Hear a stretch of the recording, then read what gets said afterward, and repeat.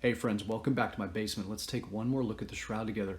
This time we're going to consider when it originated, how this image ended up on this cloth, and where this cloth has been. So we'll look at some scientific evidence, we'll look at some historic evidence, and actually maybe surprising, we'll look at just a little bit of artistic evidence as well. We'll consider that. So let's do this before my kids find me. I'll give you another view of the cloth. If you didn't get a chance to watch the video yesterday, do watch it. It'll help you orient yourself to this 14-foot long cloth. There's his backside, and then I'll show you the part that was folded up over the top of him. I should tell you that this was carbon dated in 1988, and the carbon dating came out 15th century. Now, the first real historical account that we have that we know that is of this particular cloth, not that there are a lot of shrouds wandering around the world, especially nothing like this. This is completely unique. Is around the same time frame. So that made a lot of people think, well, this is 15th century. And you know what? Maybe it is. At the same time, there were a lot of problems with that carbon dating. To begin with the protocols being broken, there were 7 samples that were supposed to be taken from all over the shroud and then analyzed by several experts and then sent off to 7 labs. In the end, there were only 3 sent to 3 labs. And actually those 3 samples were really 1 sample because they were taken from the same spot. I'm back at the other side now, the front side of the man. And I'm going to show you the spot from which they were taken. They were actually taken from right next to this patch. Remember we talked about the patches yesterday. This patch in the corner, 1 strand cut into 3. So that's problematic. Really, there was 1 sample. And actually several scientists have demonstrated from sticky tape samples they took from all over the shroud in the 1978 STIRP investigation that there is cotton in that spot. But here in this finely woven triple linen cloth, there should be no cotton. So could potentially be some problems with the carbon dating. There are a number of things that could go wrong with carbon dating. There are a number of things that have gone wrong with carbon dating. Items that were carbon dated 1,000 years off or more from what they should have been. So it'd be nice to have another carbon dating. Everybody asks, why have we not had another one? The real proponents for a new carbon dating would like to find out what went wrong with that first carbon dating before we do another one. I'm showing you the backside again. The head is at the top with the blood from the crown of thorns, the nape of the neck, and then you see the scourge marks on the back. And I'll run down his body here. There are other ways to test cloth. Linen especially, you can stretch it, crush it, compared to 3,000-year-old Egyptian linens. You can test it for elements more prominent in linen over time or elements that dissipate from material. And if you take the average of a lot of these, not in a biased way, not in picking the ones that give you the earliest date, but in taking a lot of this well-done research and you average it, you actually get a date that places Christ time 0 to 30 AD almost right in the middle of the 400 year window that you come up with. The next piece of evidence I'm going to show you makes this very convincing that this is Jesus. At the same time, please know that this research needs to be substantiated another way. Though we do need to pay attention to it, it's good research. When the face is digitally enhanced, it actually appears, and you can kind of see it, as if there are objects in Jesus' eyes resting on top of his closed eyelids. When this is digitally enhanced, it turns out that there are 2 Roman coins, 1 in each eye. And for a while, it appeared as if there was a mistake in those coins, and some thought this to be a hoax. And then they discovered, there were only 5 of these left in the world, so it took some time, that this was a particularly rare coin minted by Pontius Pilate himself in 29 AD, and it appears as if the coins are a match. I have 2 replicas of the coins right here.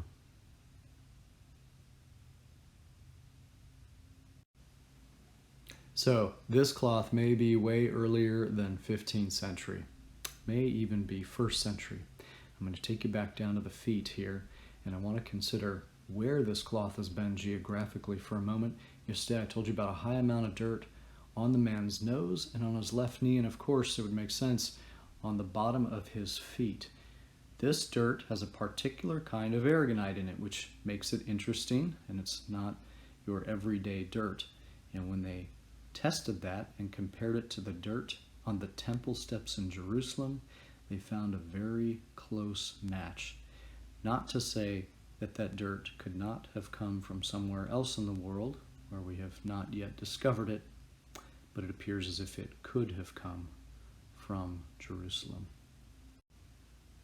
There are a lot of scientists' names I'm not mentioning for the sake of brevity, but one of them you'll come across if you do more research in the Shroud is Ray Rogers.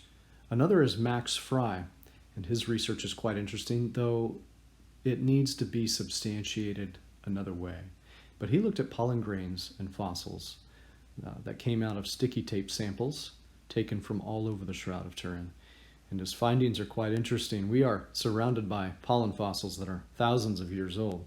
And he discovered that the largest conglomeration of pollen fossils actually came from Jerusalem and northern Judea. It seems to place the Shroud of Turin in that region, as the dirt might. The second largest conglomeration of pollen fossils came from Edessa. This would make some sense because as Christians were persecuted in the Holy Land, in Jerusalem, they began to push up north, and one of the places they ended up was Edessa. The next largest number was in Constantinople, actually. And then finally, we have a large number of pollen fossils from France, where this cloth, the Shroud of Turin, shows up with certainty. We have historical reference of this in the hands of Geoffrey de Charnay.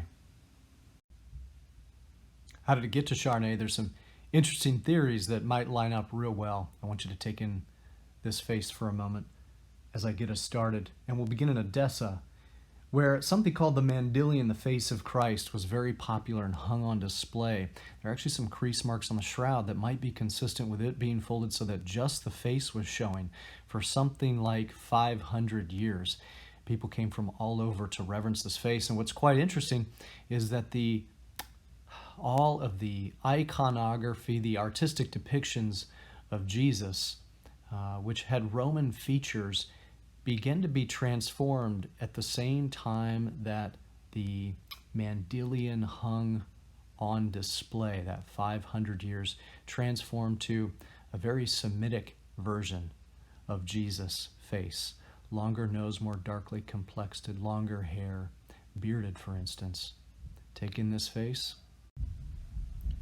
and compare it to this one.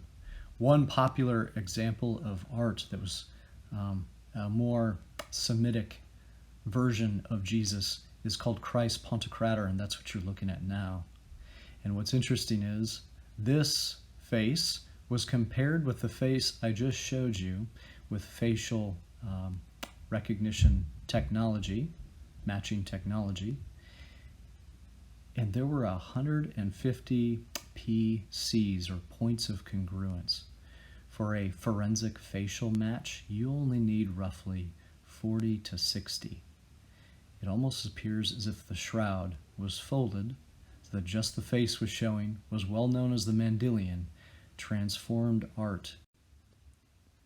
The Mandylion then seems to disappear, and it could be that it was actually captured by the Byzantine Emperor Romanus and brought to Constantinople. Now, at the beginning of the 13th century, Constantinople was being raided, and the emperor reached out to Pius III. At this point, there's a schism in the church. So we're talking about the Byzantine emperor reaching out to the Pope and asks for help, and he sends military, and really now we're talking about the Fourth Crusades, come in and rescue Constantinople. It appears as if maybe they were sitting around waiting for payment, and payment never showed up.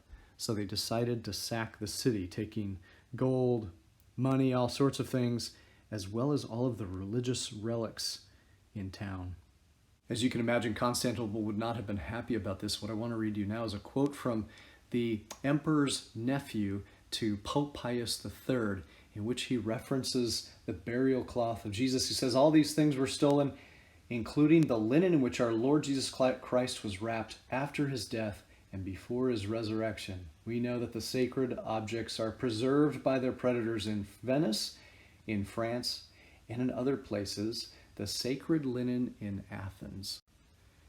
And I wanted to find this for you. This is a letter from Pope Pius III to Athens, And he says, "We pass over in silence the many iniquities which you perpetrated at Constantinople, including taking as if it were your own the Lord's sacred goods." Maybe, again, a reference to the shroud, maybe this shroud. This shroud then ends up in the hands of Geoffrey de Charnay centuries later, but there was someone known a little bit as a hero in the Fourth Crusades to some. He was actually made Duke of Athens. Athens was where the sacred linens were supposedly stolen to, and Geoffrey de Charnay actually married the great-great-granddaughter of La Roche. So it could be that this shroud was handed on through the family in silence and then ended up in Charnay's hands, and he puts it on display for all to see in France. I'll finish with this. How does this image end up on the cloth? A non-photographic material which somehow then has a negative 3D X-ray image of a man somehow imprinted on it.